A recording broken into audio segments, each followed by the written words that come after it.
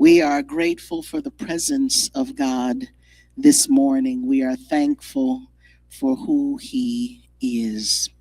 I want to let me start here. For those of you who did not see me last Sunday, I'm grateful for your grace because last Sunday I got to be a friend to one of my friends. One of my pastor friends in Phoenix had a death in his family, and it hit him harder than he thought it would. And so I saw a text at 5 o'clock on Sunday morning asking, can you please come preach for me? And so the grace that you all extend to me to be able to do the things that I do, I'm so grateful that as a house that we're able to move as a unit. And so we're praying for the Pierce family and the Gant family in their losses, and so we're lifting them up that they're able to continue to do the things that God has put before them. But this morning I want to start something that I believe is going to take us a while to unpack. Turn in your Bibles to Joshua chapter 1. Joshua chapter 1.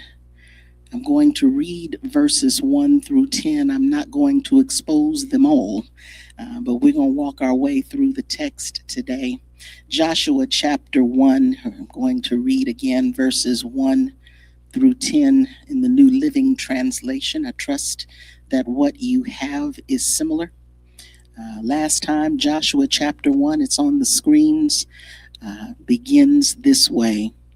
After the death of Moses, the Lord's servant, the Lord spoke to Joshua, son of Nun, Moses' assistant. He said, Moses, my servant, is dead. Therefore, the time has come for you to lead these people, the Israelites, across the Jordan River into the land I am giving them. I promise you what I promised Moses. Wherever you set your foot, you will be on land I have given you. From the Negev wilderness in the south to the Lebanon mountains in the north, from the Euphrates River in the east to the Mediterranean Sea in the west, including all the land of the Hittites. No one will be able to stand against you as long as you live, for I will be with you as I was with Moses. I will not fail you or abandon you. Be strong and courageous, for you are the one who will lead these people to possess all the land I swore to their ancestors I would give them. Be strong and very courageous. Be careful to obey all the instructions Moses gave you. Do not deviate from them, turning either to the right or to the left. Then you will be successful in everything you do. Study this book of instruction continually. Meditate on it day and night, so you will be sure to obey everything in it. Only then will you prosper and succeed in all that you do. This is my command. Be strong and courageous. Do not be afraid or discouraged, for the Lord your God is with you wherever you go. And verse 10 says, Joshua then commanded the officers of Israel. I want to talk this morning from something that I'm going to be in for a minute. It's a series called Building Forward. Building Forward. Today I want to talk about the power of next. Building forward, the power of next. On the backside of Pentecost, which was the birth of the church, I want to introduce this series, Building Forward. Building forward is the determination to honor what was, steward what is, and press with purpose toward what will be. It is to honor what was, to steward what is, and to press with purpose toward what will be. It is movement, it is intention. Building forward is not simply a next step. It's the next season of the life of Gideon. I need the people of Gideon to hear me because it's something that God has placed in my heart to make sure that we get so that we begin to move. It is not just the next step, it is the season that we're in. It is the moment when, in one voice, we rise together, unified, focused, and unafraid to execute and complete the assignments God has placed on our lives and this house. Listen, as a house, Gideon will celebrate its 60th birthday next year. Next year, I believe it's in March, we'll celebrate 60 years of being in existence. And while times have changed and leadership even has changed, the constant of this house has been the constants of the God of the house, the consistency of the God of the house who has led and positioned us such that we find ourselves able to build forward. And so I need us to understand the season that we're walking into is the season where we build forward. Somebody say amen.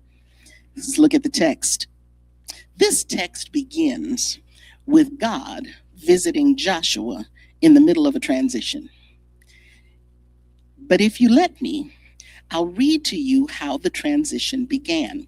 It actually began a couple of pages before this in Deuteronomy 34. Verses 8 through 10 say this. The people of Israel mourned for Moses on the plains of Moab for 30 days until the customary period of mourning was over. Now Joshua, son of Nun, was full of the spirit of wisdom, for Moses had laid his hands on him. So the people of Israel obeyed him, doing exactly as the Lord had commanded Moses. There has never been another prophet in Israel like Moses, whom the Lord knew face to face. So I need us to begin here. The transition in the text we just read, the transition did not start in Joshua chapter 1. It started back in Deuteronomy, because what you'll find when we peek in on the book of Joshua is that we've come beyond the time of mourning, and we've come beyond the shock of the transition, and we've come beyond that place where we first heard that things were changing around the house. Now we're standing at a place that the previous chapter tells us that we've already been prepared for. What Deuteronomy 34 really said is this: the people mourned.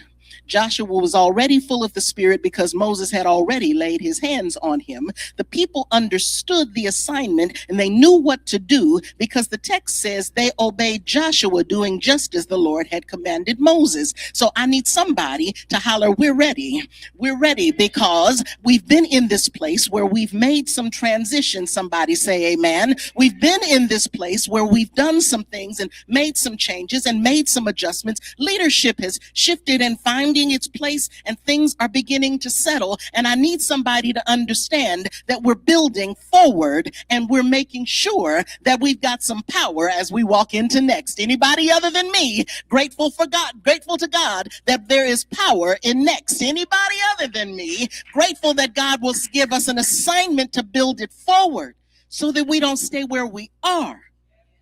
We've got to build it forward. There are four things I want you to know in the text today. There are four. Thank you, Jay. Jay noticed that there were more than three. Thank you, Jay. I appreciate that. Four things I want you to know in the text today. We've got to push through the pain of next. We've got to see the provision for next. We've got to find the peace in next. And we've got to know the promise attached to next. We've got to push through the pain. We've got to see the provision. We've got to find the peace, and we've got to know the promise. Let's talk about it. Let me get to the hard part. Let's deal with the pain of next. Deuteronomy 34:8 says that the transition caused the people to mourn.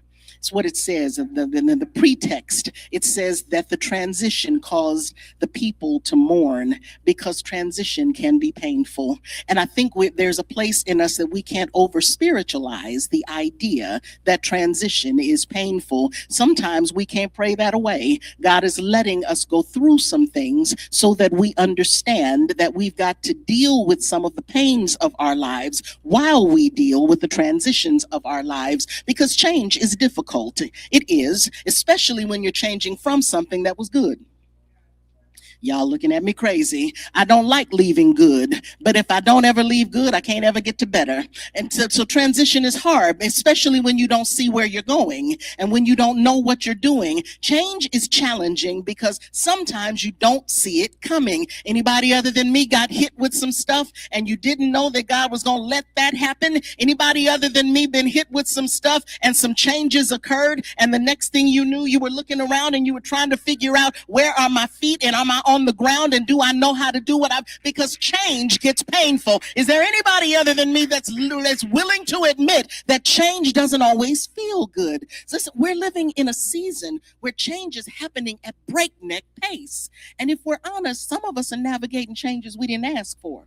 Anybody other than me? And so it's important to acknowledge the pain of the change and the transitions of our lives so we don't fool ourselves into not dealing with our feelings, not dealing with our emotions. God does not intend for us to not feel. He does not intend for us to not have emotions. He created those. And so we've got to learn how to deal with the transitions and the changes and how they affect my feelings and my emotions. Because if I don't, I'll do something crazy, like and not admit that I'm having pains, like just keep going and I'm all right. Like just keep going and never admit that there's a problem in my life. I'll just keep going. And anybody other than me understand that the further you go without dealing with the problem that you're having, the more you're going to run into a place where you're going to fall off the cliff. Anybody other than me ready to stop falling off the cliffs of our lives and deal with the change and deal with the pain of the change? But just like change can cause pain, change is often the catalyst for our growth.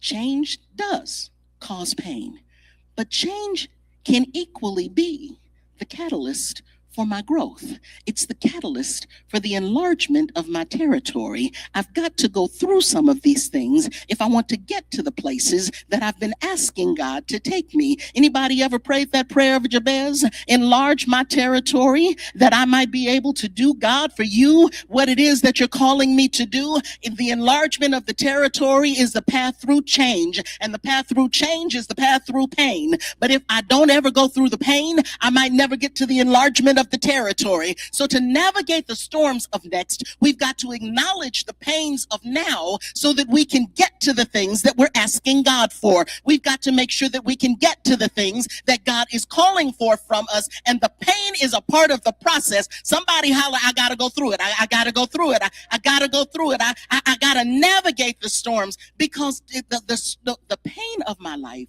is oftentimes the fuel I need.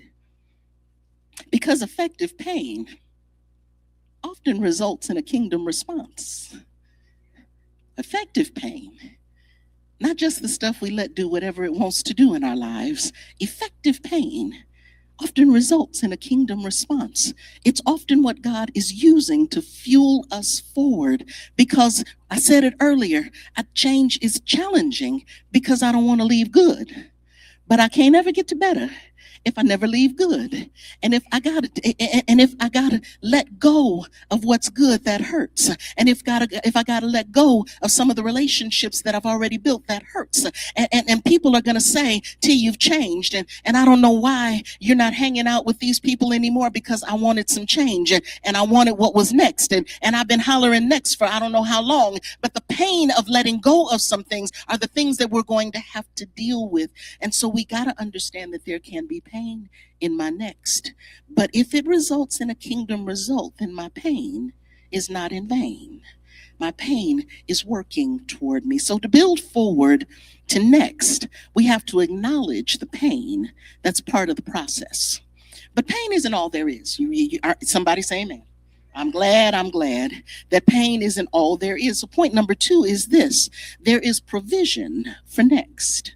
It's in the text if you really see it.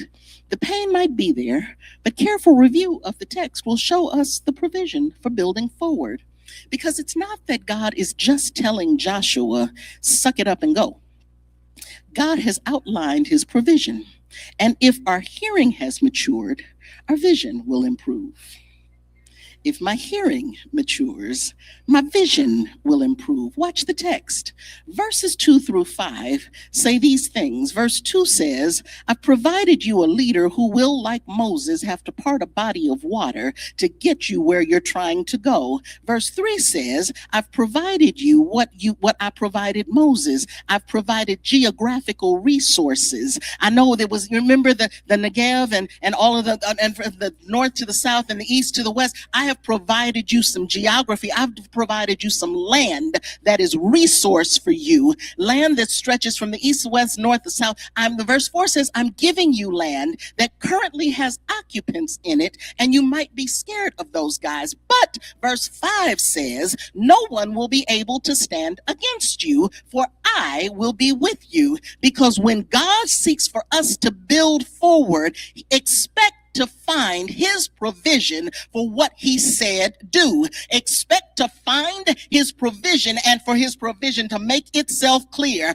I need somebody to understand that when God allows change in our lives, we have to learn to see what he said, whether we see it or not. We've got to see what he said, whether it's in front of me or not. Did he say it would be easy? No. But if you know anything about crossing the Jordan at the time of the year that they had to cross the Jordan, it is at flood stage. What he really said is, I'm going to perform a miracle when you get to the place. If you get up and go, I'm going to show you what I'm working with.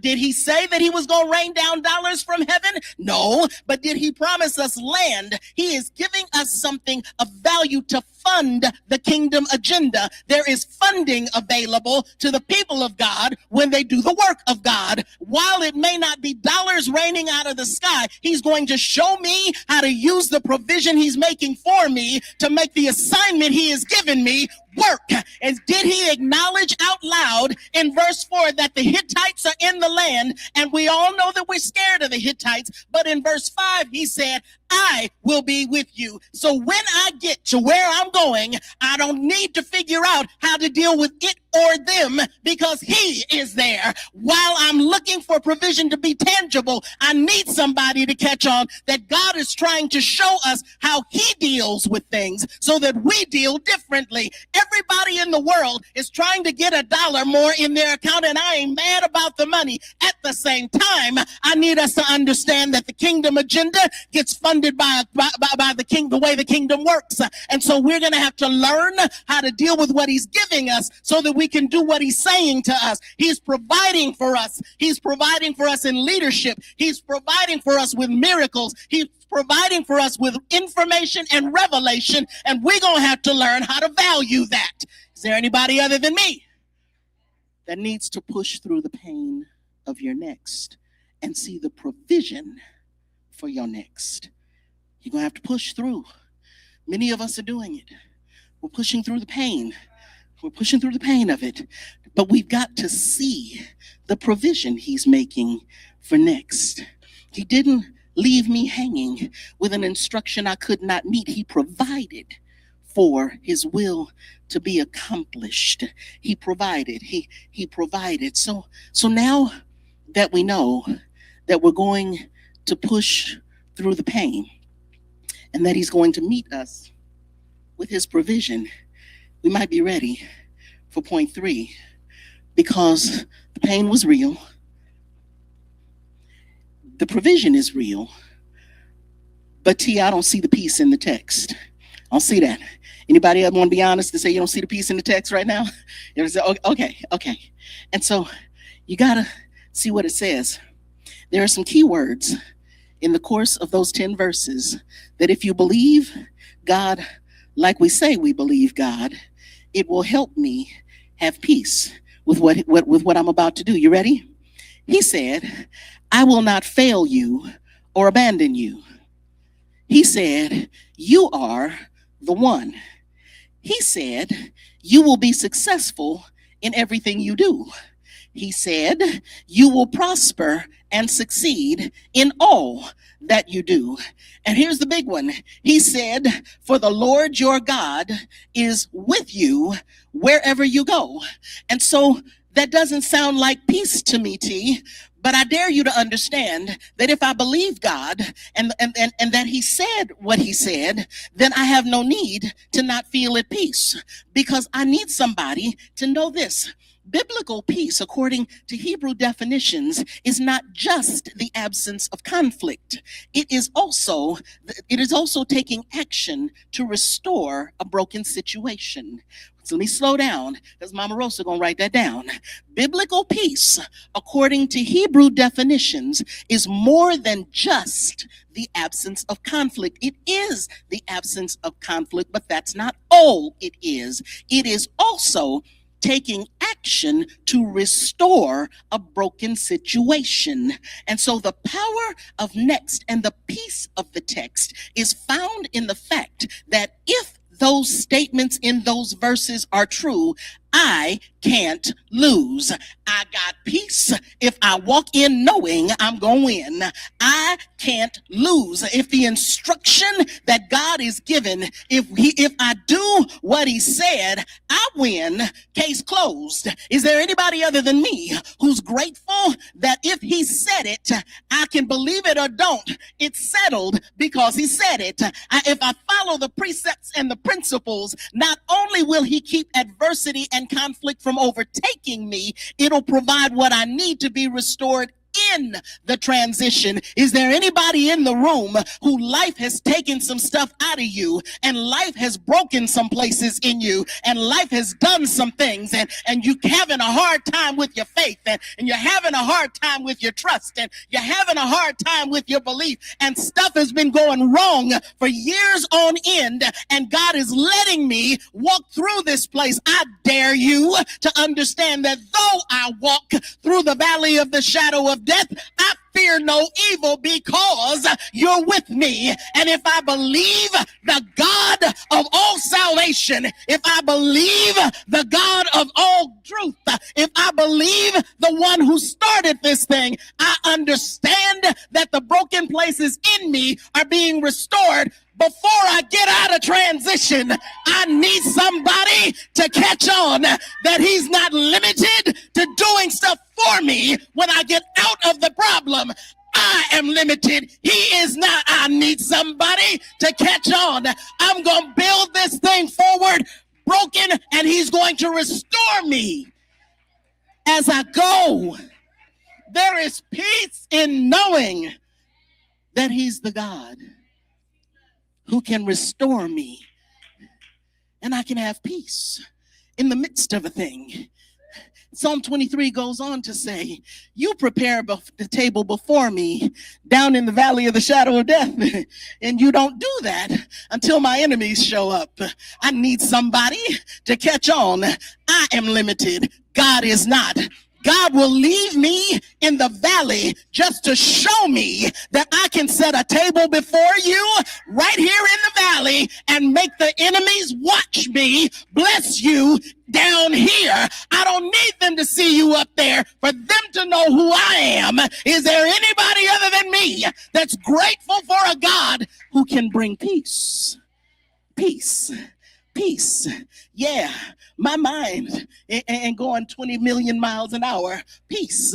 I ain't worried about the outcome of this thing. Peace. I ain't worried about whether or not he's got it. Peace. Because I cannot fail, because he said I wouldn't. Peace. If my obedience holds up, my God will supply all of my needs according to his riches and glory. I got peace. I got peace in knowing that the weapons will form. They will. But the peace is that I'm going to watch them form. You'll spend all the energy you want to on the weapons because I've got peace, knowing that they can't prosper. So there's peace in knowing that God will not fail me or abandon me. That's what the text said. I can find my inner peace when I know that God is saying that I will prosper if I can follow him because he is with me. Yeah. So, okay. All right, team. We've pushed through the pain. We've seen his provision. And we're finding our way toward the peace. But let me hang my hat on that promise. Let me see if I can hang my hat on the promise. Go back to verse 2.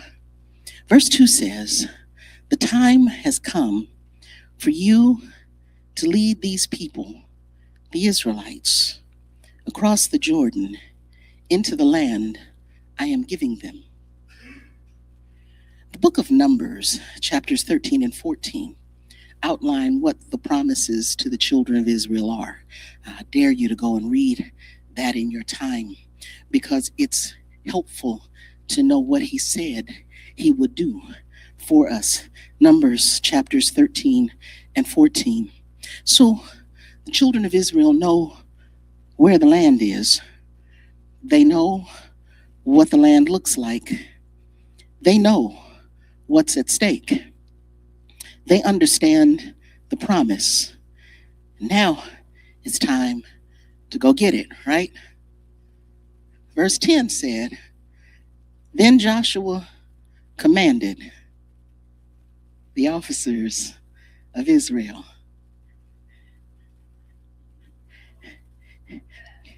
Then Joshua commanded the officers of Israel. Yeah, I didn't want the change.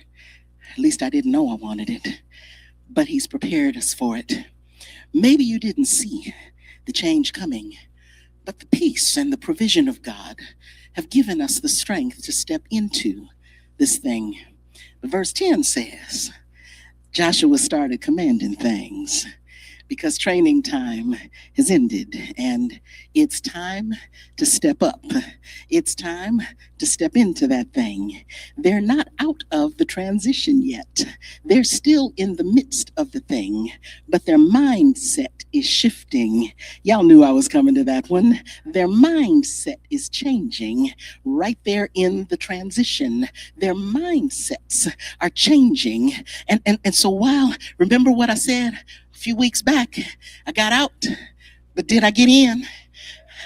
Baby, my mind has changed and I ain't got out on my mind. Right now, I'm concentrated on going in because I'm going to change my mindset before I get out of the place that I'm standing. They've heard about this promise all their lives. They've watched their parents and their grandparents trust God for this thing for years, but somebody holler, "I'm going to get it. The time has come and I'm going to get it." I need somebody to hear it. The one they thought would take them in is gone. It started with Moses, "My servant is dead." And so the plan, according to their minds, has changed. And I thought Moses was going to take me into this because Moses took me out. But I need somebody to understand that the leadership changed and God said that it was good. I need somebody to catch on that Joshua is now standing there ready to go. I need somebody to catch on that there ain't but one question left to answer. Are you ready? How bad do you want it? I need somebody to tell God thank you that we've already endured the pain.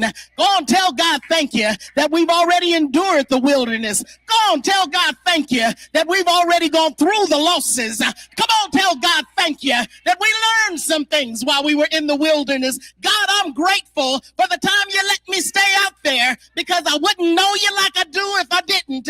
But God, I'm ready to get up and go get it. I need the people of God to understand that I need to know, do you want it bad enough? And will you get up and go get it? Because the angels are not coming down to bring it to you.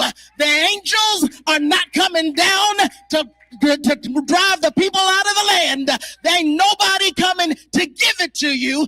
Will you get up and go get it? Is there anybody in the house of Gideon? In the house, online, wherever you are? Is there anybody who's willing to get up and go get it? I'm not waiting on you to give it to me. You showed me where it was. You showed me how to get there. You showed me what was in there. God, I'm ready to get up and go get it. I'm building forward and I'm going to get to what's next. Is there anybody with me who's ready to tell God yes? Is there anybody that's ready to let go of what was, steward what is, and build forward to what will be? Is there anybody in the room? Anybody in the room? Anybody in the room? God, I'm grateful for what was. I'm grateful. 60 years ago, I've told y'all this story. 60 years ago, the man who married my parents started this ministry. I told y'all this story. So that 60 years later, the child of that union could take his legacy forward. All I need to know is there anybody in the house that's willing to help me build it forward? Because I dare y'all to know it's not mine, it's his. It's not mine. Now listen, I ask you to follow me as I follow Christ. It's not mine, it's his. And so the question we have to ask ourselves is, will you go get it? Now, I understand that the obvious answer to that question is yes.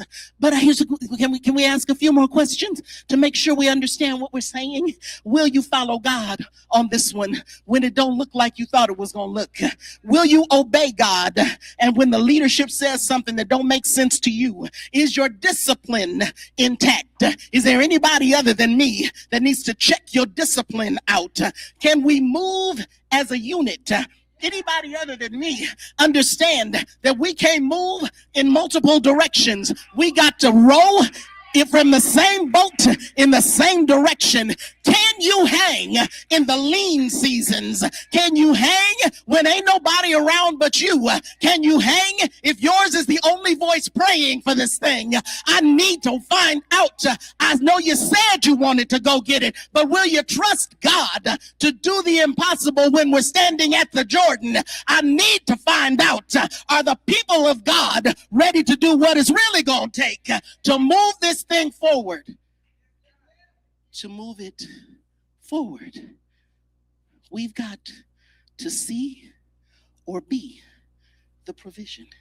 Listen, some of us aren't just looking for provision to be given to us.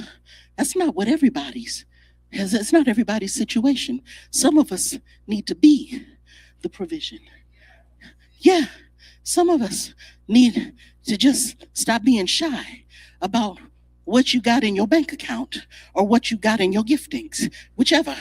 We got to stop being shy about being able to be what God has called for us to be, because I need you to understand that the promise of God is on the line. 60 years ago, nearly, God built this house and it was not designed to end here. I need somebody to catch on that the promise is on the line, that there is still present day and future time that we've got to cover, because I need somebody to catch this. We're crossing over. We're building forward. We're moving this thing, because there's a fifth point that I did not see coming. You want to know what the fifth point is? There's power in building forward. It's the power to move when God says move. It's the power to build when he says build. It's the power to function as an individual in the body that's part of the unified body. There's the individual of the body, and there's the part of us that's the unified part of the body. I'm not one or the other. I'm both and.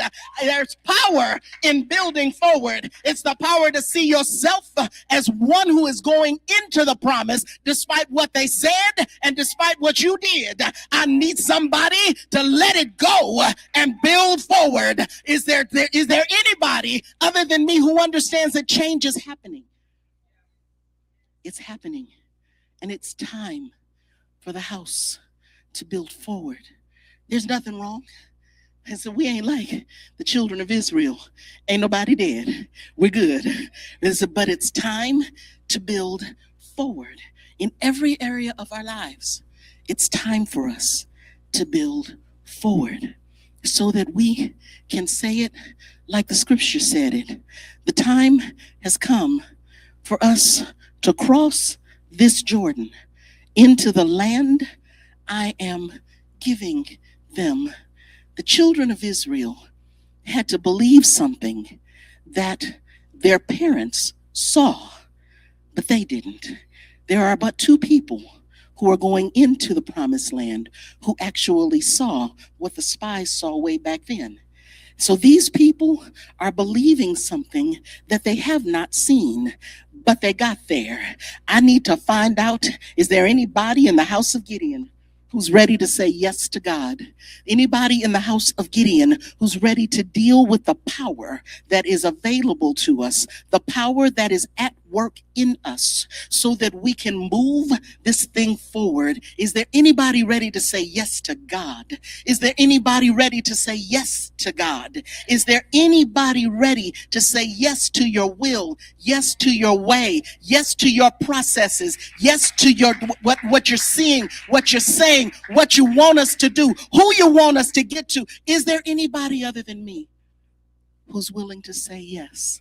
Come on, do me a favor. Holler it out loud. Just holler yes. Yeah, yeah, yeah. We're building it forward.